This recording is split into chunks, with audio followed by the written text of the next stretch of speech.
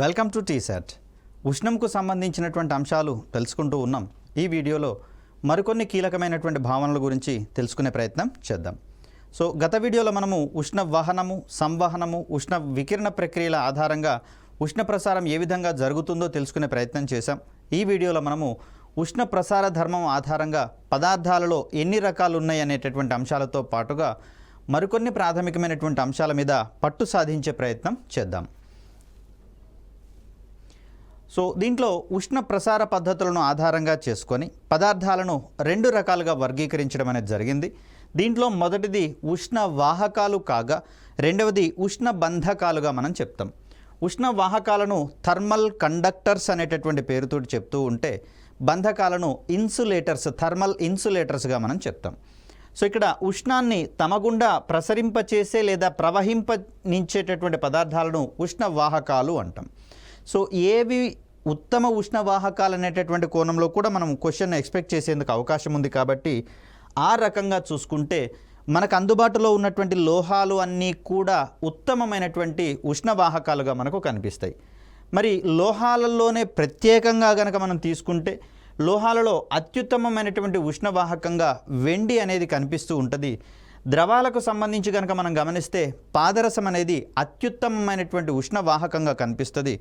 పాదరసానికి సంబంధించి చూస్తే స్వల్ప ఉష్ణోగ్రత మార్పులను సైతము క్లియర్ కట్గా అది వ్యాకోచం చెందేటటువంటి ధర్మాన్ని ప్రదర్శిస్తుంది. కాబట్టే ఈ ధర్మాన్ని ఆధారంగా చేసుకొని పాదరసాన్ని ఉష్ణమాపకాలలో వాడతారు అని చెప్పుకున్నాం. అలా పాదరసాన్ని ఉష్ణమాపకాలలో అత్యధికంగా వినియోగిస్తారని చెప్పేసి అసెర్షన్ టైప్లో. రీజనింగ్ విషయానికి వచ్చేసరికల్లా ఇది అత్యుత్తమైనటువంటి ఉష్ణ వాహకంగా పరిగణించబడుతుంది అనేటటువంటి కోణంలో మనకు స్టేట్మెంట్స్ కనుక ఉన్నట్లయితే అసర్షన్ రీజనింగ్ టైప్ ఆఫ్ క్వశ్చన్స్కి మనం ఈజీగా ఆన్సర్ పెట్టేందుకు అవకాశం ఉంటుంది. ఇక్కడ పాదరసంలో ఉష్ణ ప్రసారం అనేది ఉష్ణ వహన ప్రక్రియ ద్వారా జరుగుతుంది. వాస్తవానికి పాదరసాన్ని మనము ద్రవ లోహంగా మనం పేర్కొంటాం. కానీ ద్రవ పదార్థాలలో ఉష్ణ ప్రసారం అనేది ఉష్ణ సంవహన ప్రక్రియలలో జరుగుతుందని చెప్పుకున్నాం. కానీ ఒక్కదానికి ఎక్సెంప్షన్, అది పాదరసంగా మనం చెప్తాం. పాదరసము ద్రవ పదార్థం అయినప్పటికీ కూడా దీంట్లో మనకు ఉష్ణ ప్రసారం అనేది సంవహన ప్రక్రియలో భాగంగా కాక ఉష్ణ వహన ప్రక్రియలో భాగంగా జరుగుతుందనేటటువంటి అంశాన్ని ఇక్కడ మనం చూస్తాం. ఎందుకంటే పాదరసంలో సంసంజన బలాలు, అసంజన బలాలు అని ఉంటాయి. సజాతీయమైనటువంటి కణాల మధ్య ఉండేటటువంటి బలాలు సంసంజన బలాలు, అవి పాదరసంలో అత్యధికంగా ఉంటాయి. కాబట్టి పాదరస కణాలు ఒకదానితో ఒకటి గట్టిగా బంధించబడి ఉంటాయి ఆకర్షణ శక్తుల వల్ల. ఆ సందర్భంలో పాదరస కణాలు ఒక ప్రాంతం నుంచి మరొక ప్రాంతానికి మిగిలిన ద్రవ పదార్థాలలో మాదిరిగా కదలవు. కాబట్టి ఇక్కడ ఉష్ణ సంవహనం ద్వారా కాక ఉష్ణ వహన ప్రక్రియ ద్వారా మనకు పాదరసంలో ఉష్ణ ప్రసారం జరుగుతుంది. ఈ ఎక్స్ప్లెనేషన్ మొత్తం కూడా మనకు అసెర్షన్ రీజనింగ్ టైప్కి చాలా కీలకమైనటువంటి అంశంగా చూస్తాం. ఇక్కడ మరికొన్ని అంశాలు చూస్తే ఉష్ణ బంధకాలను మరొక పదార్థపు యొక్క రకంగా మనం చూస్తూ ఉన్నాం. ఏ పదార్థాలైతే తమ గుండా ఉష్ణాన్ని ప్రసరింపనీయవో ఆ పదార్థాలను ఉష్ణ బంధకాలు అని అంటాం. మనకు ఈ ఎలక్ట్రిక్కి సంబంధించినటువంటి వైరింగ్, దాని నుంచి మనకు షాక్ తగలకుండా దాని చుట్టూతా ఉండేటటువంటి ప్లాస్టిక్ కోటింగ్ ఏదైతే ఉందో ఇవన్నీ కూడా మనకు ఉష్ణ బంధకాలైనటువంటి పదార్థాలుగా మనం చూస్తాం. అదేవిధంగా వరిపొట్టు కావచ్చు, థర్మాకోల్ కావచ్చు, ఇక్కడ ఎలక్ట్రిక్ స్విచెస్ చేసేటటువంటి క్రమంలో కావచ్చు, అదేవిధంగా వంట పాత్రల యొక్క పిడులను రూపొందించేటటువంటి క్రమంలో మనకు వాటిని ఉష్ణ బంధకాలైనటువంటి పదార్థాలతోటి తయారు చేస్తారు. ఆ పదార్థాన్ని మనము బేకలైట్ అనేటటువంటి పదార్థంగా చెప్తాం. ఇవన్నీ కూడా మనకు ఉష్ణ బంధకాలకు ఉదాహరణలుగా మనం చెప్తాం. మరి వేసవి కాలంలో మంచుగడ్డల చుట్టూతా, ఐస్ గడ్డల చుట్టూతా వరిపొట్టు నింపడం అనేది కూడా, ఈ వరిపొట్టు అనేది పరిసరాలలో ఉన్నటువంటి ఉష్ణోగ్రతను మంచుగడ్డకు చేరకుండా చేస్తుంది. ఎందుకంటే అది అధమ ఉష్ణవాహకం కాబట్టి. మరి ఆ సందర్భంలో ఈ మంచు యొక్క ఉష్ణోగ్రత పరిసరాలతోటి సమతాస్థితిలో ఉండకుండా అది ఒక మంచుగడ్డ మాదిరిగా కొంతకాలం ఎక్కువసేపు అది ఉండడానికి అవకాశం ఉంటుంది. కాబట్టి మరి దాన్ని మనం ఆ రకంగా అప్లై చేసుకునేటటువంటి ప్రయత్నం చేస్తాం. ఇక్కడ అసెర్షన్లో వేసవి కాలంలో మంచుగడ్డల చుట్టూతా రంపపు పట్టు పోస్తారు అనేది మనకు అసెర్షన్ అవుతుంది. ఇక్కడ వరి పొట్టు అనేది అధమ ఉష్ణవాహకము లేదా ఉష్ణబంధక పదార్థంగా పనిచేస్తుందని చెప్పేసి అనటం అనేది దానికి రీజన్గా మనం చూస్తాం. కాబట్టి ఆ కోణంలో మనం అప్లికేషన్స్ పాయింట్ ఆఫ్ వ్యూలో కావచ్చు, ఈ రకంగా పదార్థాలకు కొన్ని నిర్దిష్టమైనటువంటి ధర్మాల ఆధారంగా వర్గీకరించినటువంటి సందర్భంలో ఇక్కడ మనం అసర్షన్ రీజనింగ్ టైప్ క్వశ్చన్స్ని ఎక్స్పెక్ట్ చేయవచ్చు. సో అలాగే ఇంకొన్ని విషయాలు చూస్తే, ఒక పదార్థం గుండా ఉష్ణము ప్రవహించేటటువంటి రేటు, అంటే ఎంత మొత్తంలో ఉష్ణం ప్రసరిస్తుందనేటటువంటి రేటుని మనం ఆ పదార్థం యొక్క ఉష్ణ వాహకత్వము, థర్మల్ కండక్టివిటీగా మనం చెప్తాం. రైట్. మరి దీనికి ప్రమాణాల విషయానికి వచ్చేసరికల్లా joules per metre kelvin second ఇవన్నీ కూడా హారంలోనే ఉండాలండి. సో ఇక్కడ ఏం చేస్తాం, దీన్ని joules per metre kelvin second ఇవన్నీ కూడా హారంలోనే ఉంటాయి. లేకపోతే దీన్నే మనము వాట్ పర్ మీటర్ కెల్విన్గా మనం చెప్తాం. ఇక్కడ ఎంకే రెండు కూడా డినామినేటర్లోనే ఉంటాయి. దీన్ని మరో రకంగా ఎలా రాస్తాము అంటే joule metre inverse kelvin inverse second యూనివర్స్గా మనం రాస్తాం. లేదా ఇక్కడ ఉన్నటువంటి ఈ ప్రమాణాన్ని మనము వాట్ మీటర్ యూనివర్స్ కెల్విన్ యూనివర్స్గా రాస్తాం. సో ఈ రూపంలో అయినా సరే, ఈ రూపంలో అయినా సరే, ఎలా ఉన్నా కూడా మనం దీన్ని కన్ఫ్యూజ్ కాకుండా గుర్తుపెట్టుకోవాలి థర్మల్ కండక్టివిటీ యొక్క ప్రమాణాలకు సంబంధించి. సో ఇక్కడ అత్యుత్తమైనటువంటి ఉష్ణవాహకత్వం కలిగినటువంటి లోహంగా వెండి అనేది మనకు కనిపిస్తూ ఉంది. దాని తర్వాత స్థానాల్లో రాగి కావచ్చు, అల్యూమినియం కావచ్చు, ఇత్తడి, ఉక్కు, సీసం వంటి లోహాలు అనేవి మనకి ఇక్కడ కనిపిస్తూ ఉన్నాయి. మొట్టమొదటిది మాత్రం వెండిగా మనం చూస్తాం. మిగిలినవన్నీ కూడా దానికంటే తక్కువ పరిమాణంలో ఉష్ణవాహకత్వాన్ని కలిగి ఉంటాయి, కానీ వెండి అంతా ఉత్తమమైనటువంటివి కావు అనేది గుర్తుపెట్టుకోవాలి.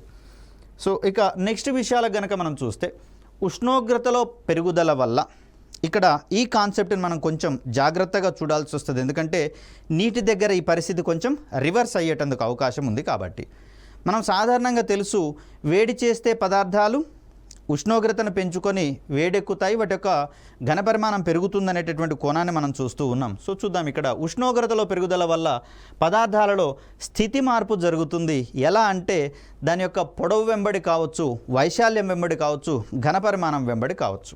సో దీన్నే, ఈ పదార్థం యొక్క స్థితి మార్పునే మనం ఒక రకంగా వ్యాకోచము అనేటటువంటి దృగ్విషయంగా చెప్తాం. అంటే ఒక నిర్దిష్టమైనటువంటి పొడవు ఉన్నటువంటి ఒక తీగను కనుక వేడి చేస్తే ఇది స్వల్పంగా పొడవు పెరిగేటటువంటి అవకాశం ఉంది. మరి దీన్నే మనం ఒక రకంగా వ్యాకోచము లేదా పొడవులో పెరుగుదల అనేటటువంటి అంశంగా చెప్తాం. సో ద్రవాలలో ఉష్ణోగ్రత పెరిగినందువల్ల వాటిలో స్థితి మార్పు అనేది సంభవిస్తుంది. ఘన పదార్థాలలో అయితేనేమో మనకి ఇక్కడ ఈ వ్యాకోచంలో అనేది కనిపిస్తూ ఉంటుంది, వ్యాకోచత్వం అనేది కనిపిస్తూ ఉంటే, ద్రవాల విషయానికి వచ్చేసరికల్లా వాటి యొక్క స్థితులలో మార్పులు అనేవి సంభవిస్తూ ఉన్నాయి. ఈ స్థితులనే మనము ఘన, ద్రవ, వాయు స్థితులుగా మనం పరిగణిస్తూ ఉన్నాం. మరి ఒక స్థితి నుంచి మరొక స్థితికి మార్చడానికి దోహదపడేటటువంటి ఒక కారణాంశంగా ఉష్ణము అనేది మనకి ఇక్కడ కనిపిస్తుంది, లేదా ఉష్ణోగ్రతలో పెరుగుదల అనేది మనకి ఇక్కడ కనిపిస్తుంది. ఉష్ణోగ్రతలో పెరుగుదల జరగాలి అంటే మనం చేయాల్సిందల్లా ఆ పదార్థానికి ఉష్ణాన్ని అందించేటటువంటి ప్రయత్నం చేయాలి. సో మరి వాటికి సంబంధించిన స్థితి మార్పులను గమనించే ప్రయత్నం చేద్దాం. దీంట్లో మొదటి ప్రక్రియగా ఘనీభవనం అనేది మనకు కనిపిస్తుంది. దీంట్లో కొంచెం స్లైట్లీ కన్ఫ్యూజ్డ్ ఏరియాస్ అనేవి ఉంటాయి, కాబట్టి కొంచెం జాగ్రత్తగా దీన్ని ఎక్స్ప్లెయిన్ చేసుకునే ప్రయత్నం చేద్దాం. ఏదైనా ఒక పదార్థము ఉష్ణాన్ని కోల్పోవడం ద్వారా, సో ఇది మనకు చాలా ఇంపార్టెంట్, ఘనస్థితికి మారేటటువంటి ప్రక్రియను ఘనీభవనం అంటారు. ఇక్కడ పదార్థం అనేది మోస్ట్ ప్రాబబ్లీ ద్రవ పదార్థము అనుకోవాలి. సో ద్రవ పదార్థము ఉష్ణాన్ని కోల్పోయినప్పుడు చల్లబడుతుంది కదా, అలా చల్లబడుతూ అది ఘనస్థితికి చేరేటటువంటి ప్రయత్నం చేస్తుంది. దీన్నే మనం ఘనీభవనం అని చెప్పేసి అంటున్నాం. ఫ్రీజింగ్ అని ఇంగ్లీష్లో టెర్మినాలజీ. సో నీరు అనేది సాధారణంగా 0 డిగ్రీల సెంటీగ్రేడ్ ఉష్ణోగ్రత దగ్గర మంచుగా మారి అది ఘనస్థితికి చేరుకుంటుంది అని చెప్పేసి చెప్తాం. సో నీరు అనేది ద్రవ పదార్థము. 0 డిగ్రీల సెంటీగ్రేడ్ దగ్గర నీరు ఏ స్థితిలో ఉంటుంది అంటే ఘన స్థితిలో ఉంటుంది అని మనం చెప్పుకోవాల్సి వస్తుంది. సో ఈ ఉష్ణోగ్రత దగ్గర నీటికి గరిష్ట ఘన పరిమాణం ఉంటుంది మరియు కనిష్ట సాంద్రత అనేది ఉంటుంది. కాబట్టే 0 డిగ్రీల సెంటీగ్రేడ్ దగ్గర లోపలి పొరల్లో నీరు ఉంటుంది, పైన మంచు ఉంటుంది. ఎందుకు అంటే మరి దానికి గరిష్ట ఘన పరిమాణం ఉంటుందని చెప్పేసి అన్నాం. వి మరియు కనిష్ట సాంద్రత ఉంటుందని చెప్పేసి అనుకున్నాం. ఇక్కడ వి మరియు డి అంటే ఘనపరిమాణము మరియు సాంద్రతకు మధ్య విలోమానుపాతం అనేది సంభవిస్తుంది. ఒక పదార్థం యొక్క ఘనపరిమాణం గనక పెరిగింది అనుకోండి, అప్పుడు దాని యొక్క సాంద్రత అనేది తగ్గేటటువంటి అవకాశం ఉంది. అదేవిధంగా ఒక పదార్థం యొక్క ఘనపరిమాణం అనేది గనక తగ్గింది అనుకోండి, దాని యొక్క సాంద్రత పెరగడం అనేది మనకి ఇక్కడ చూస్తూ ఉన్నాం. సో అలాంటి సందర్భంలో చూడండి, ఇక్కడ 0 డిగ్రీ సెంటీగ్రేడ్ దగ్గర అది ఘనస్థితిలో ఉంటుంది. అట్ ద సేమ్ టైం దానికి గరిష్ట ఘనపరిమాణం ఉంటుంది. కాబట్టి మరి ఘనపరిమాణం గరిష్టంగా ఉన్నప్పుడు సాంద్రత ఏమవుతుందంటే కనిష్టంగా ఉంటుంది. మరి ఆ సందర్భంలో ఇక్కడ చూడండి, నీరు కూడా 0 డిగ్రీల సెంటీగ్రేడ్ ఉన్నటువంటి పరిస్థితులలో మొత్తం నీరు గడ్డగట్టినట్లయితే మరి అందులో ఉన్నటువంటి జలచరాలు చనిపోవడానికి అవకాశం ఉంటుంది. కాబట్టి పై పొరల వద్ద మంచు అనేది తేలుతూ ఉంటుంది. వీటిని మనం ఐస్బర్గ్స్ అని చెప్పేసి అంటాము, మంచు పలకలు. సో ఇవి ఎందుకు తేలుతున్నాయి అంటే దిగువన ఉన్నటువంటి నీటి సాంద్రతతో పోలిస్తే మంచు యొక్క ఘనపరిమాణం ఎక్కువ కాబట్టి ఘనపరిమాణం ఎక్కువ అయినప్పుడు సాంద్రత తగ్గుతుంటుంది. కాబట్టి సాంద్రత తక్కువగా ఉన్నటువంటి పదార్థాలు సాంద్రత ఎక్కువగా ఉన్న పదార్థాల మీద తేలుతూ ఉంటాయి. కాబట్టి ఆ పరిస్థితిలో మనం చూస్తూ ఉంటాం. సో 0 డిగ్రీల సెంటీగ్రేడ్ దగ్గర ఈ క్రింది వాటిలో సరైనటువంటి వాక్యాలేవి కాని వాక్యాలేవి అనే కోణంలో మనకు క్వశ్చన్స్ పడతాయి. 0 డిగ్రీల సెంటీగ్రేడ్ దగ్గర నీరు మంచుగా ఉంటుంది. ఈ ఉష్ణోగ్రత దగ్గర నీటికి గరిష్ట ఘనపరిమాణం ఉంటుంది. ఈ ఉష్ణోగ్రత వద్ద నీటికి కనిష్ట సాంద్రత ఉంటుంది. ఈ పదాలను మార్చడం ద్వారా మనల్ని కన్ఫ్యూజ్ చేసే ప్రయత్నం చేస్తాడు. మరి దాంట్లో మనం గుర్తుంచుకోవాల్సినటువంటి ఏకైక కాన్సెప్ట్, నీటికి గరిష్ట ఘనపరిమాణం ఉంటుంది 0 డిగ్రీల సెంటీగ్రేడ్ దగ్గర. ఘనపరిమాణం గనిష్టంగా ఉన్నప్పుడు సాంద్రత అనేది కనిష్టంగా ఉంటుంది. కాబట్టే మంచు నీటి మీద తేలుతుంది. ఈ 3 కాన్సెప్ట్స్ కనుక గుర్తుంటే ఇక్కడ ఏ కన్ఫ్యూజన్ చేసినా కూడా ఎగ్జామినర్ మనం ఆన్సర్ని అక్యురేట్గా పెట్టేటందుకు అవకాశం అనేది ఏర్పడుతుంది. సో మరికొన్ని అంశాలు చూద్దాం. ద్రవీభవనము, మెల్టింగ్ అని చెప్పేసి అంటున్నాం. ఘనస్థితిలో ఉన్నటువంటి పదార్థము ఉష్ణాన్ని గ్రహించి ద్రవస్థితికి మారేటటువంటి ప్రక్రియని ద్రవీభవనం అంటాం, మెల్టింగ్ అనేటటువంటి ప్రక్రియ. ఉదాహరణకు ఘనస్థితిలో ఉన్నటువంటి మంచు ద్రవస్థితిలోకి అనగా నీరుగా మారేటటువంటి ప్రక్రియనే మనం ఇక్కడ ద్రవీభవనంగా చెప్తున్నాం. ఇక్కడ ద్రవాలకు కావచ్చు మరియు ద్రవాలకు ఘనీభవన స్థానం కావచ్చు, ద్రవీభవన స్థానం కావచ్చు, సమానంగా ఉండేటటువంటి అంశంగా దీన్ని మనం చూస్తాం. అంటే నీరు 0 డిగ్రీ సెంటీగ్రేడ్ దగ్గర మంచుగా ఉందని చెప్పేసి అనుకున్నాం. మరి 0 డిగ్రీ సెంటీగ్రేడ్ నుంచి ఉష్ణోగ్రతను కనుక పెంచుకుంటూ పోతున్నాం అనుకోండి, ఈ పరిస్థితులలో ఇది నీరుగా మారేటటువంటి ప్రయత్నం చేస్తుంది. అలా కాకుండా నీటి యొక్క ఉష్ణోగ్రతని 0 డిగ్రీ సెంటీగ్రేడ్ కనుక తీసుకొచ్చామనుకోండి, అది మంచు గడ్డగా మారేటటువంటి అవకాశం ఉంది. కాబట్టి 0 డిగ్రీ సెంటీగ్రేడ్ నుంచి ఎగువకు పోతేనేమో మంచు గడ్డగా స్థిరపడేటటువంటి ప్రయత్నం జరుగుతుంది. 0 డిగ్రీ సెంటీగ్రేడ్ నుంచి అంటే ఉష్ణోగ్రతను కనుక పెంచుకుంటూ పోయినట్లయితే అది ద్రవీభవనం చెందేటటువంటి ప్రయత్నం చేస్తుంది. సో అలా ద్రవీభవన స్థానమైన ఘనీభవన స్థానమైన రెండూ కూడా నీటికి సమానంగా ఉన్నట్లుగా మనం చూస్తాం. నీరు మాత్రమే కాదు, ద్రవాలన్నిటికీ కూడా ఈ 2 స్థానాలు ఘనీభవన స్థానం మరియు ద్రవీభవన స్థానం రెండూ సమానంగా ఉంటున్నటువంటి పరిస్థితిని ఇక్కడ మనం గమనించాలి. సో ఇక్కడ బాష్పీభవనానికి సంబంధించి చూస్తే అంటే ద్రవాలు వాయుస్థితికి మారేటటువంటి ప్రక్రియని ఇక్కడ మనం బాష్పీభవనంగా చెప్తాం. ఉష్ణాన్ని గ్రహించినటువంటి ద్రవ కణాలు ఒక నిర్ణీత ఉష్ణోగ్రత వద్ద ద్రవ ఉపరితలాన్ని వీడి వెళ్ళిపోయేటటువంటి ప్రక్రియనే మనం ఇక్కడ బాష్పీభవనంగా మనం చెప్తాం. ఒక పాత్రని తీసుకున్నాం, దీంట్లో ఉన్నటువంటి నీటిని వేడి చేస్తున్నటువంటి ప్రక్రియలో ఇక్కడ ఎగువన ఉన్నటువంటి ద్రవ కణము వాయుకణంగా మారి ఈ ద్రవ ఉపరితలాన్ని వీడి పైకి గనక వెళ్ళిందనుకోండి, గాలిలోకి గనక కలిసిందనుకోండి, దీన్నే మనము ఆవిరిగా మనం చెప్తాం, నీటి ఆవిరిగా చెప్తాం. సో అలా నీటి ఆవిరిగా మారేటటువంటి ప్రక్రియని మనం బాష్పీభవనంగా మనం చెప్తూ ఉన్నాం. సో ఇక్కడ బాష్పీభవనం అనేది ఒక శీతలీకరణ ప్రక్రియగా మనం చెప్తాం. అంటే ఈ ద్రవము ఉష్ణోగ్రతను పెంచుతున్నటువంటి క్రమంలో ఆ ఉష్ణోగ్రత పెరగకుండా తాను సంభాళించుకునేటటువంటి ప్రక్రియలో భాగంగా అది బాష్పాలుగా మారి గాలిలో కలిసిపోయేటటువంటి ప్రయత్నం చేస్తుంది. ఇలా బాష్పంగా మారేటటువంటి సందర్భంలో అక్కడ నీటి యొక్క ఉష్ణోగ్రత ఏకరీతిగా ఉంటుంది, అంటే పెరగదు, సమానంగా ఉంటుంది అనేటటువంటి అంశాన్ని గుర్తుంచుకోవాలి. మరి సార్ వేడి చేస్తున్నాం కదంటే ఆ వేడి మొత్తం నీరు బాష్పంగా మారడంలో భాగంగా ఉపయోగపడుతుంది. కాబట్టి అక్కడ పదార్థం యొక్క స్థితి మార్పు జరిగేటటువంటి క్రమంలో మొత్తం స్థితి మార్పు జరిగేంత వరకు కూడా ఉష్ణోగ్రత స్థిరంగా ఉంటుంది. అధికంగా దానికి అందిస్తున్నటువంటి ఉష్ణోగ్రత ఏదైతే ఉందో అది స్థితి మార్పుకు దోహదపడుతుంది. కాబట్టి ఓవరాల్గా పదార్థం యొక్క ఉష్ణోగ్రత ఆ ప్రక్రియలో భాగంగా స్థిరంగా ఉంటుందనేది గుర్తుపెట్టుకోవాలి. సో మరి ఇక్కడ ఈ అంశాలకు సంబంధించినటువంటి అప్లికేషన్స్ ఏమున్నాయో చూసేటటువంటి ప్రయత్నం చేద్దాం. అంటే బాష్పీభవనానికి సంబంధించి కనుక మనం చూస్తే తడి వస్త్రాలు గాలిలో ఆరడం అనేటటువంటిది బాష్పీభవన ప్రక్రియకు ఉదాహరణలుగా మనం చెప్తాం. సో తడి వస్త్రాలలో ఉన్నటువంటి నీరు కాస్త పరిసరాల్లో ఉన్నటువంటి వేడిని గ్రహించి ఆవిరిగా మారి ఈ వస్త్రాలను వదిలిపెట్టి వెళ్ళిపోతాయి. కాబట్టి వస్త్రాలు పొడిగా మారడం అనేది మనం చూస్తూ ఉన్నాం. అప్లికేషన్స్ దగ్గర కూడా మనకు ఈ ఏఆర్ టైప్ క్వశ్చన్స్ పడేందుకు అవకాశం ఉంది. అదేవిధంగా నీటి యొక్క బాష్పీభవనాన్ని ఆధారంగా చేసుకొని సముద్రపు నీటి నుంచి ఉప్పును తయారు చేయడం అనే ప్రక్రియను, అదేవిధంగా ఈ వేసవి కాలాలలో మనకు పట్టినటువంటి చెమట ఆవిరి కావడం వల్ల పరిసరాల్లో ఉన్నటువంటి వేడిని చెమట స్వీకరించింది, అది ఆవిరిగా మారడానికి ఉపయోగించుకుంది. కాబట్టి బయట ఉన్నటువంటి టెంపరేచర్ అనేది బాడీకి తగలకుండా మన యొక్క శరీర ఉష్ణోగ్రతని అదుపులో ఉంచేటటువంటి ప్రయత్నం చేస్తుంది. కాబట్టి అలా మనం ఈ చెమట ఆవిరి కావడం వల్ల అధిక ఉష్ణోగ్రతల నుంచి మనం కాపాడబడుతున్నటువంటి అంశాన్ని గుర్తుంచుకోవాలి.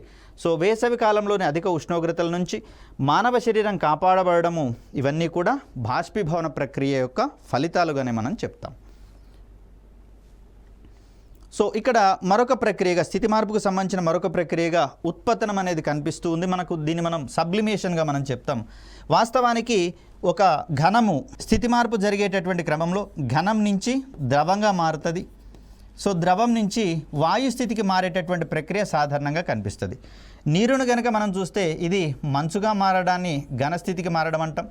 అదేవిధంగా నీరు ద్రవస్థితిలో ఉంటుంది, ఇది నీటి ఆవిరి. ఈ పదార్థం యొక్క స్థితి మార్పులలో 3 పరిస్థితులు కనిపిస్తూ ఉంటే కొన్ని ప్రత్యేకమైనటువంటి పదార్థాలలో మధ్యస్థితి అయినటువంటి ద్రవస్థితికి చేరకుండా ఘనము ఘనస్థితి నుంచి వాయుస్థితికి నేరుగా చేరుకుంటే అటువంటి ప్రక్రియను మనము ఉత్పతనంగా చెప్తాం. సో దీనికి సంబంధించినటువంటి ఉదాహరణలు కనుక గమనిస్తే కర్పూరం కావచ్చు, నాఫ్థలిన్ కావచ్చు, పొడి మంచు డ్రై ఐస్ అంటాం. అదేవిధంగా అయోడిన్ వంటివన్నీ కూడా ఉత్పతన పదార్థాలుగా మనం చెప్తాం. అంటే ఇవి నేరుగా ఘనస్థితి నుంచి వాయుస్థితికి మారేటటువంటి ప్రయత్నం చేస్తాయి. సో మధ్యస్థితి అయినటువంటి ద్రవస్థితికి ఇవి చేరుకునేటటువంటి అవకాశం లేదనేటటువంటి అంశాన్ని గుర్తుంచుకోవాలి. సో దీనికి కారణమయ్యేటటువంటి ప్రక్రియగా ఉత్పతనాన్ని మనం పేర్కొంటాం. రైట్. ఇంకొక ప్రక్రియగా మనము సాంద్రీకరణము లేదా కండెన్సేషన్ని చెప్తాం. ఒక పదార్థము వాయుస్థితి నుంచి ద్రవస్థితికి మార్పు చెందడాన్ని సాంద్రీకరణ అంటాం. సో ఇక్కడ ఈ సాంద్రీకరణ ప్రక్రియ జరగాలి అంటే వాయువుల యొక్క పీడనాన్ని మరియు ఉష్ణోగ్రతలను మార్చాల్సి ఉంటుంది. సో వాయుస్థితి నుంచి ద్రవస్థితికి మారాలి అంటే చూడండి, మనకి ఇక్కడ liquid petroleum gas, liquefied petroleum gas అని చెప్పేసి అంటాం. వాస్తవానికి పెట్రోలియం గ్యాస్ అనేది దీన్ని మనం ఒక రకంగా సహజ వాయువుగా కూడా పేర్కొంటూ ఉంటాం. అఫ్కోర్స్ పెట్రోలియంని శుద్ధి చేసేటటువంటి సందర్భంలో ఈ గ్యాస్ వస్తుంది. మరి దీన్ని లిక్విఫైడ్ చేసేటటువంటి క్రమంలో, ద్రవీకరించేటటువంటి సందర్భంలో దీని మీద అత్యధిక పీడనాన్ని కల్పించడం అనేది జరుగుతుంది. అధిక పీడనాల వల్ల ఈ వాయు స్థితిలో ఉన్నటువంటి పెట్రోలియం వాయువు అనేది ద్రవస్థితికి మారుతుంది. కాబట్టి సిలిండర్లలో ఈ ఎల్పిజి అనేది ద్రవస్థితిలో ఉంటే బయటికి వెలువడినటువంటి క్షణంలో అది వాయుస్థితికి మారడం అనేది మనం చూస్తున్నాం. ఎందుకంటే ప్రెషర్ అనేది రిలీజ్ అవుతుంది కాబట్టి. అదేవిధంగా చూస్తే వాయువుల యొక్క స్థితిని ద్రవస్థితికి మార్చేటటువంటి క్రమంలో దాని యొక్క ఉష్ణోగ్రతలను కూడా మార్చాల్సి వస్తుంది. ఫర్ సపోజ్ చూసినట్లయితే LOH, దీన్ని మనము హైడ్రోజన్ లిక్విఫైడ్ అంటే ద్రవస్థితిలో ఉన్నటువంటి హైడ్రోజన్గా మనం చెప్తాం. లిక్విడ్ ఆఫ్ హైడ్రోజన్ అని ఇది మనకు రాకెట్ సైన్స్లో మనకు కనిపిస్తుంది. క్రయోజనిక్ ఇంధనంగా మనం వాడతాం. దీన్ని అత్యల్ప ఉష్ణోగ్రతలకు తగ్గించినటువంటి క్రమంలో హైడ్రోజన్ వాయువు కాస్త ద్రవస్థితికి మారేటటువంటి ప్రయత్నం జరుగుతుంది. అదేవిధంగా ద్రవ నైట్రోజన్ ఇవన్నీ కూడా మనకు ఈ ఉష్ణోగ్రతను తగ్గించినటువంటి క్రమంలో ద్రవస్థితికి అంటే వాయుస్థితి నుంచి నేరుగా ద్రవస్థితికి మారేటటువంటి పదార్థాలుగా మనం చూస్తాం. వీటన్నిటిలో ఉండేటటువంటి ప్రక్రియ కండెన్సేషన్, సాంద్రీకరణ ప్రక్రియగా మనం చూస్తాం. సో దీని తర్వాత మనం చెప్పుకోవాల్సింది సాంద్రీకరణం అనేది ఒక ఉష్ణీకరణ ప్రక్రియగా మనం చెప్తున్నాం. సో చల్లని శీతల పానీయాల సీసాల వెలుపల వైపు గాలిలోని నీటి ఆవిరి ద్రవ బిందువులుగా మారి స్థిరపడి ఆ బాటిల్స్ వెంబడి నీటి రూపంలో కారేటటువంటి ప్రక్రియను కూడా మనము సాంద్రీకరణకు సంబంధించిన అంశాలుగా చూస్తాం. అంటే గాలిలో అంతకుముందే నీటి ఆవిరి అనేది ఉండడం జరిగింది. మరి ఇక్కడ కూల్ డ్రింక్ బాటిల్ అనేది తక్కువ ఉష్ణోగ్రతల దగ్గర ఉంది కాబట్టి ఈ గాలిలో ఉన్నటువంటి నీటి ఆవిరి ఆ ఉష్ణోగ్రతను గ్రహించి, అత్యల్ప ఉష్ణోగ్రతను గ్రహించి ఇమీడియట్గా అది ఆ ద్రవం రూపంలో అక్కడ కనిపించడం అనేది చూస్తాం. మరి నీటి ఆవిరి అనేది వాస్తవానికి వాయు స్థితిలో ఉంది. అక్కడ మరి ద్రవంగా పూర్తిగా స్థిరీకరించబడుతుంది అనేది మనం చూస్తూ ఉన్నాం. ఇదే క్రమంలో గాల్లో నీటి ఆవిరి నుండి మేఘాలు ఆవిర్భవించడం, అంటే నా ఆవిరి నుంచి ఘనస్థితికి వెళ్ళడం కూడా మనం కండెన్సేషన్ ప్రక్రియలో భాగంగానే చూడాల్సి ఉంటుంది. సో దీని తర్వాత వివిధ వస్తువుల ఉపరితలాలపై సాంద్రీకరణం చెందినటువంటి నీటి బిందువులను తుషారం అని, డ్యూ అని, గాలిలో పొగ మాదిరిగా తేలియాడితే వీటిని మనం పొగమంచు, ఫాగ్ అనేటటువంటి పదాలుగా మనం చెప్తూ ఉన్నాం. ఇవన్నీ మనకు తెలిసినటువంటి విషయాలే. ఇక్కడ పొగమంచు నుంచి మనకు ఏ రకమైనటువంటి వస్తువులను కనిపించవు, క్లియర్గా కనిపించవు. మరి దీనికి సంబంధించినటువంటి కారణాలు అనేవి మనం కాంతికి సంబంధించినటువంటి పాఠ్యాంశాలలో భాగంగా నేర్చుకుంటాం. ప్రస్తుతం వీటితో సరిపుచ్చుకునే ప్రయత్నం చేద్దాం. ఇక గాలిలో ఏ ఉష్ణోగ్రత వద్దనైతే నీటి ఆవిరి సంతృప్తంగా ఉంటుందో దానిని తుషార స్థానం అంటారు. అంటే ఏ ఉష్ణోగ్రత వద్ద అయితే ఉండవలసినంత పరిమాణంలో నీటి ఆవిరి ఉంటుందో ఆ ఉష్ణోగ్రతని మనం ఇక్కడ తుషార స్థానము, డ్యూ పాయింట్ అని చెప్పేసి అంటున్నాం. ఒకవేళ ఇంతకంటే మించి గనక ఆ ఆవిరి గనక జమ అయినట్లయితే అది వర్షం రూపంలో పడేటటువంటి అవకాశం ఉంది. మరి నీటికి సంబంధించినటువంటి తుషార స్థానం విలువ 21 డిగ్రీల సెంటీగ్రేడ్గా మనం చెప్తాం. మరి ద్రవాల యొక్క బాష్పీభవన స్థానము మరియు సాంద్రీకరణ స్థానాలు సమానం. అదేవిధంగా ఘనీభవన స్థానము మరియు ద్రవీభవన స్థానాలు కూడా సమానం అని చెప్పేసి అనుకున్నాం. సో ఈ స్థానం కంటే అధిక ఉష్ణోగ్రత నమోదైనట్లయితే అవి బాష్పాలుగా మారుతాయి. తక్కువ గనక వచ్చినట్లయితే అవి సాంద్రీకరించబడతాయి, ద్రవస్థితికి లేదా వాయుస్థితికి మారేటటువంటి అంశాలుగా వీటిని మనం చూస్తూ ఉన్నాం. సో ద్రవాల యొక్క బాష్పీభవన స్థానము మరియు సాంద్రీకరణ స్థానాలు రెండు సమానం అనేటటువంటి అంశాన్ని ఇక్కడ మనం చూస్తాం. 100 డిగ్రీల సెంటీగ్రేడ్ దగ్గర నీరు కాస్త నీటి ఆవిరిగా మారుతుంది. 100 డిగ్రీల సెంటీగ్రేడ్ నుంచి దిగువకు కనుక తీసుకొని వస్తే అది మళ్ళీ అక్కడ వాయుస్థితి నుంచి ద్రవస్థితికి వచ్చేటటువంటి అవకాశం ఉంది. వీటిని మనం జాగ్రత్తగా గమనించాలి. ఇక మరొక ప్రక్రియగా మనకు పునర్ఘనీభవనం, దీన్నే మనము రెజిలేషన్ అనేటటువంటి ప్రక్రియగా చూస్తాం.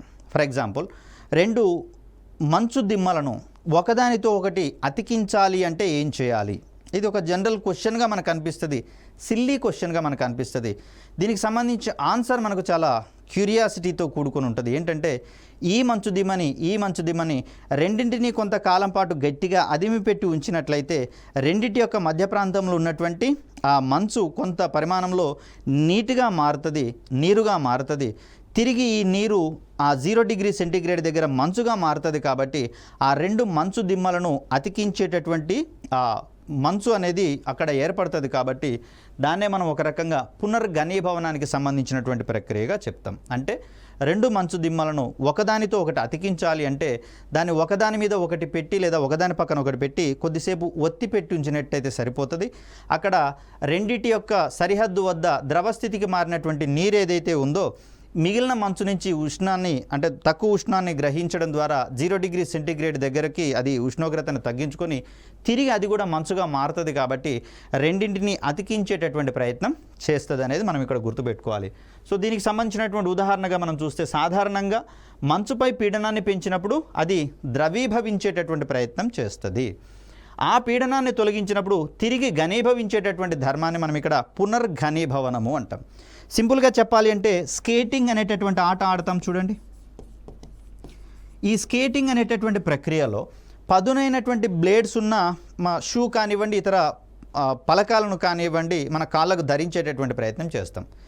మానవుడి యొక్క శరీరం యొక్క బరువు మొత్తము ఈ కాళ్ళ ద్వారా పట్టీల నుంచి మంచు మీద పడుతుంది. మరి ఆ మంచు మీద పడినటువంటి సందర్భంలో ఘనస్థితిలో ఉన్నటువంటి మంచు కాస్త ఏమవుతుందంటే పీడనం వల్ల ద్రవస్థితికి మారుతుంది, నీరుగా మారుతుంది. మరి ఆ సందర్భంలో ఆ నీరు కాస్త స్లిప్పరీగా మారుతుంది. కాబట్టి మనిషి సులువుగా జారుతాడు.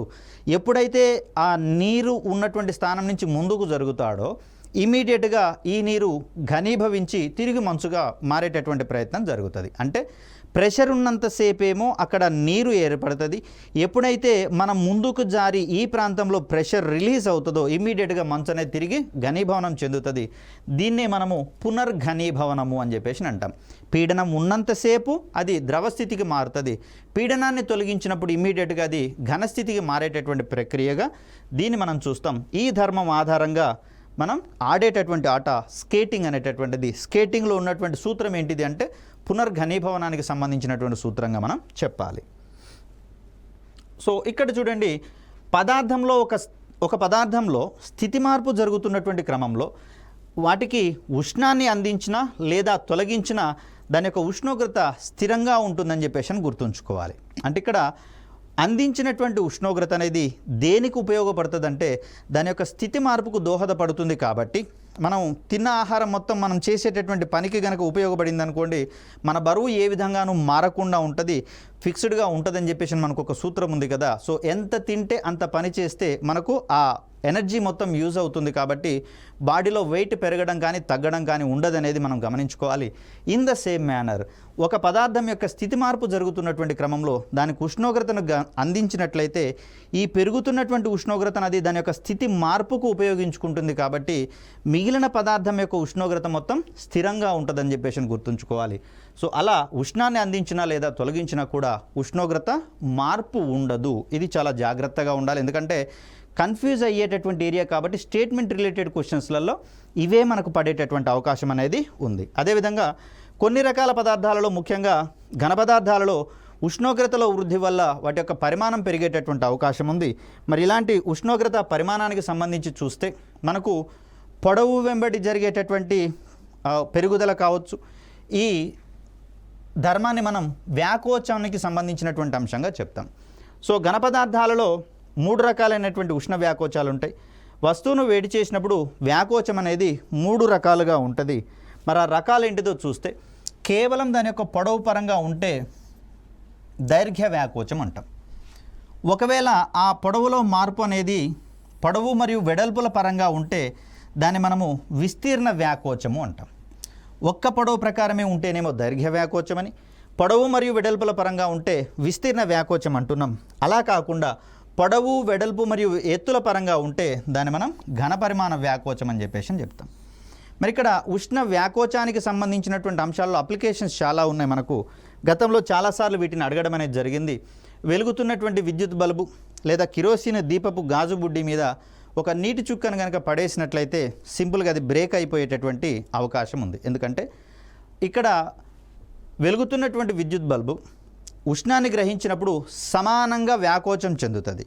ఎప్పుడైతే నీటి చుక్కను పడేసామో ఇమ్మీడియట్గా నీటి చుక్క పడిన దగ్గర ఆ ఉష్ణాన్ని నీరు గ్రహిస్తుంది. కాబట్టి ఆ ప్రాంతంలో ఉష్ణోగ్రత తగ్గేందుకు అవకాశం ఉంది స్వల్పంగా. మరి అక్కడ మిగిలిన వస్తువుతో కంపేర్ చేస్తే నీటి చుక్క పడ్డ దగ్గర ఉష్ణోగ్రత స్వల్పంగా తగ్గుతుంది. కాబట్టి అక్కడ అసమ వ్యాకోచాలు ఉంటాయి. కాబట్టి ఈ అసమ వ్యాకోచాల వల్ల అక్కడ విద్యుత్ బల్బ్ అనేది పగిలిపోవడం అనేది గమనిస్తూ ఉంటాం. అంటే విద్యుత్ బల్బును పలగొట్టాలంటే వేడిగా ఉన్నప్పుడు రాయే విసిరేయాల్సిన అవసరం లేదు, ఒక little bit drop of water గనక చిలికినా సరిపోతుంది. మరి అలాంటి అంశాల్లో భాగంగా దీన్ని మనం చూస్తాం. ఒకే సంకోచ వ్యాకోచాలు ఉండడం వల్ల గాజు వస్తువులను సీల్ చేసేటటువంటి క్రమంలో ప్లాటినంని మనం ఉపయోగిస్తాం. గాజు యొక్క వ్యాకోచం ప్లాటినం యొక్క వ్యాకోచాలు సమానము. ఇది దీని వెనకాల ఉన్నటువంటి కారణమేమో రీజన్గా మనకి ఇస్తాడు. ఇక్కడ గాజు వస్తువులను సీల్ చేయడానికి ప్లాటినం వాడతారనేదేమో అసెర్షన్ కింద ఇస్తారు. సో ఇలా మనం వీటిని గుర్తుంచుకోవాలి.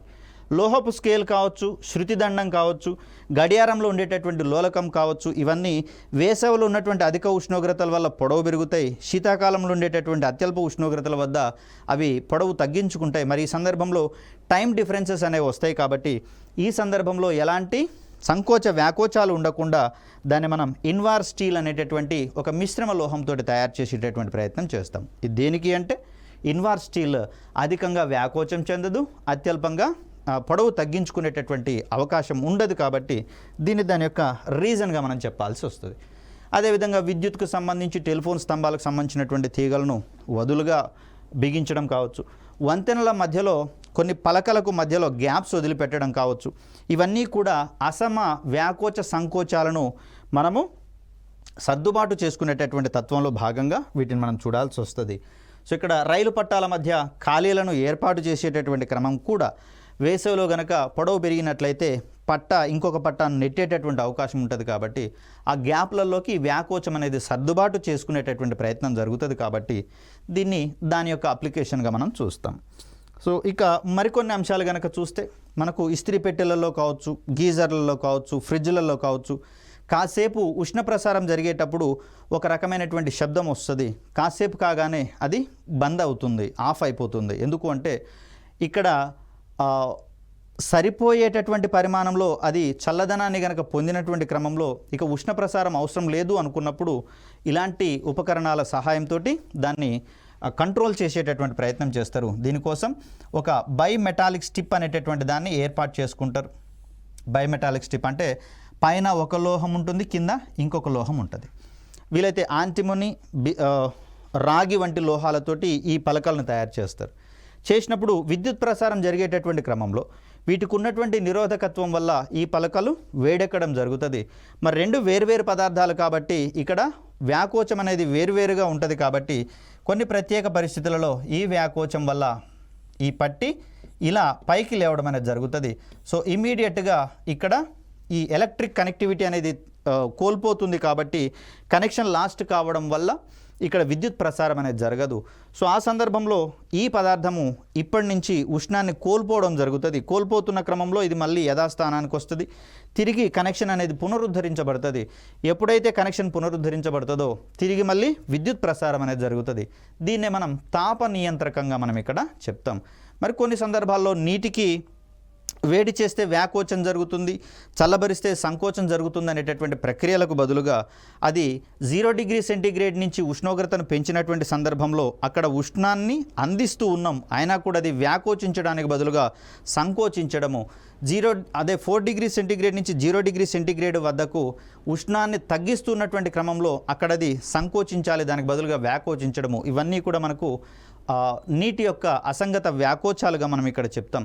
మరి ఆ సందర్భాల్లో శీతల పరిస్థితులలో, శీతల ప్రదేశాలలో పరిసరాల నుంచి అక్కడ ఉన్నటువంటి సాధారణ జనాలు కావచ్చు, లేకపోతే నీళ్ళలో ఉన్నటువంటి జలచరాలు కావచ్చు, కాపాడబడడానికి దోహదపడేటటువంటి అంశాలుగా వీటిని మనం చూస్తాం. ఇలా అప్లికేషన్ టైప్ ఆఫ్ క్వశ్చన్స్ రావడానికి అత్యధికమైనటువంటి అవకాశం ఉన్న ఏరియాగా మనకు ఉష్ణం అనేది కనిపిస్తుంది.